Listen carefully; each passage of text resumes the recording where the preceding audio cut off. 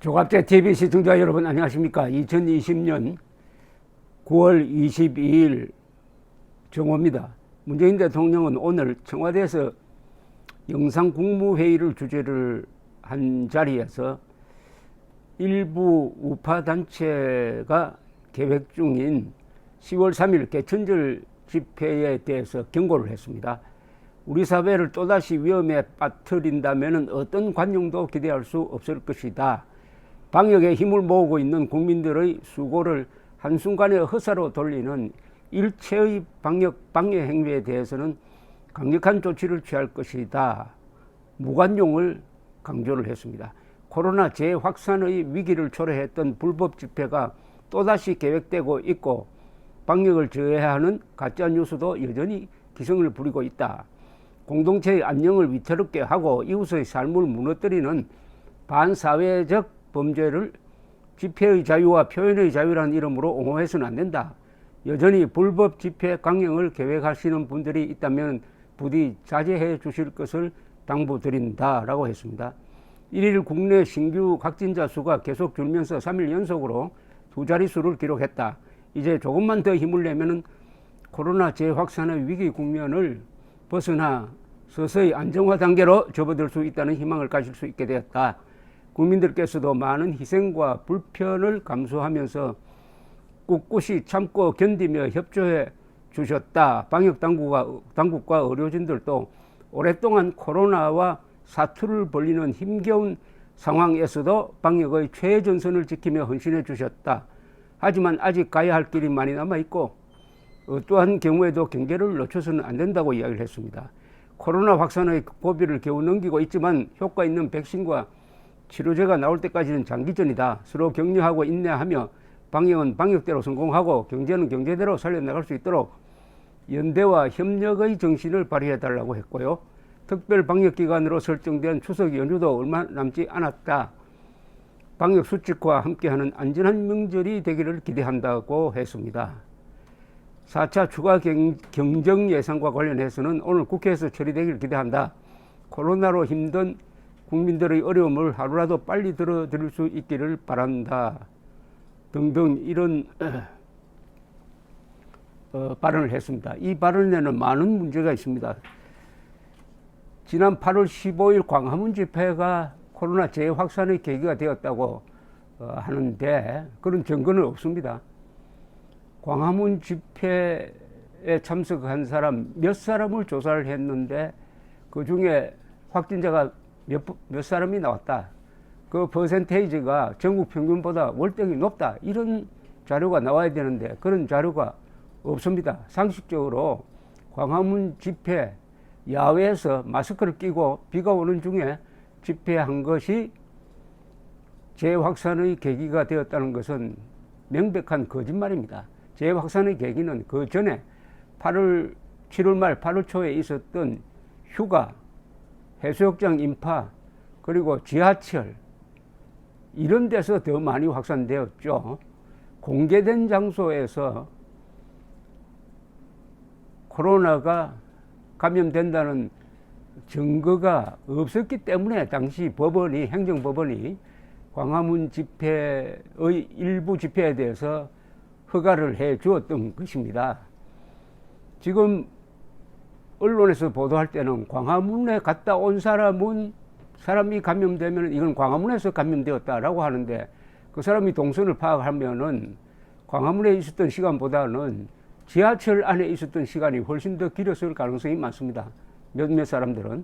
그렇다면은 지하철이 감염되기 쉽습니까? 광화문이 감염되기 쉽습니까?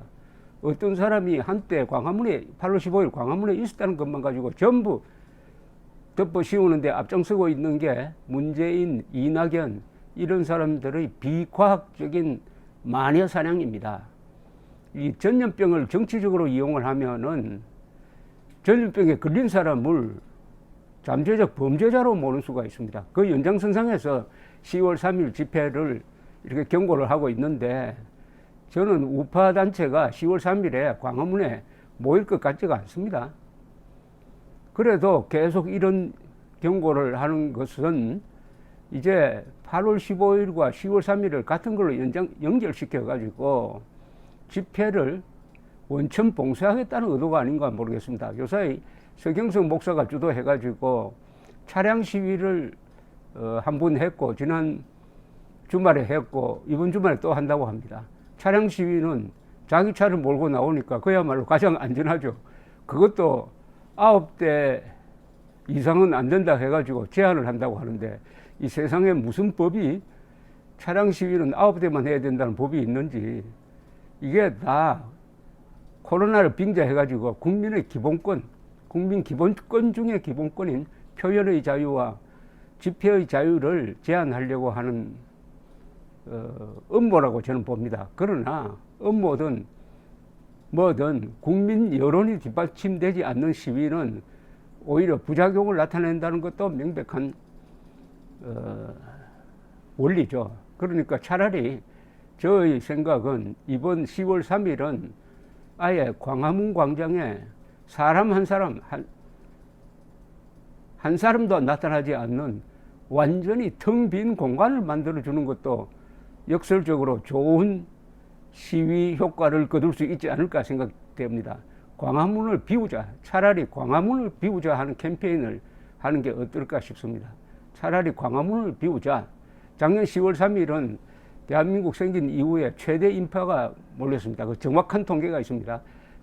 전화기를 휴대전화를 추적한 바에 의하면 당시 오후 2시에서 3시 사이에는 약 50만 명이 광화문에 집결을 했습니다.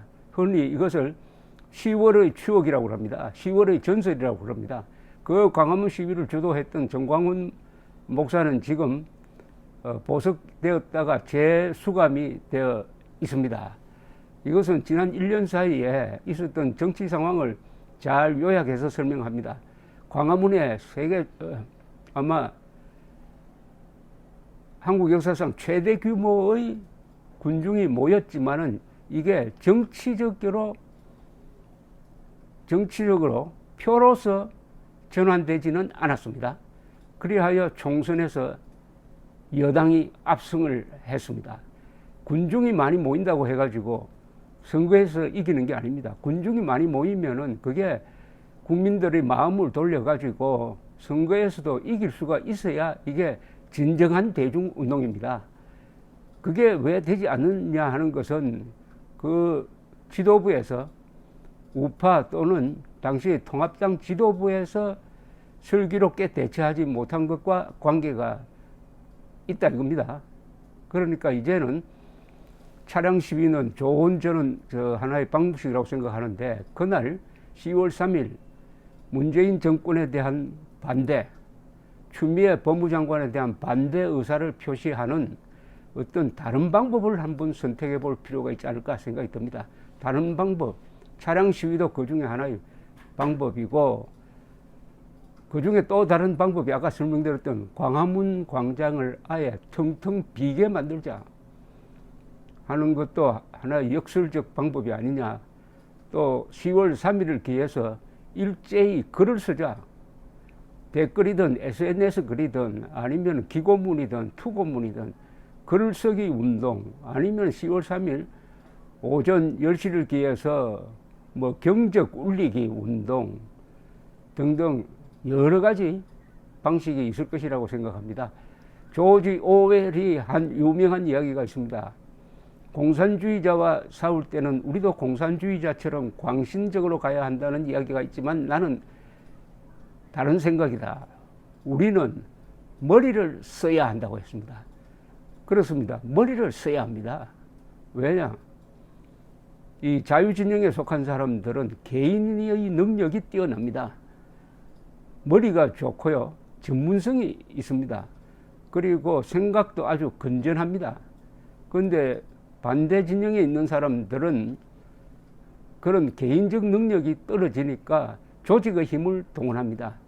조직의 힘 대 개인의 자유의 대결입니다. 그런데 요사이는 개인이 노동조합 같은 조직을 만들지 않아도 얼마든지 서로 조직할 수가 있는데 그게 네트워크 방식입니다.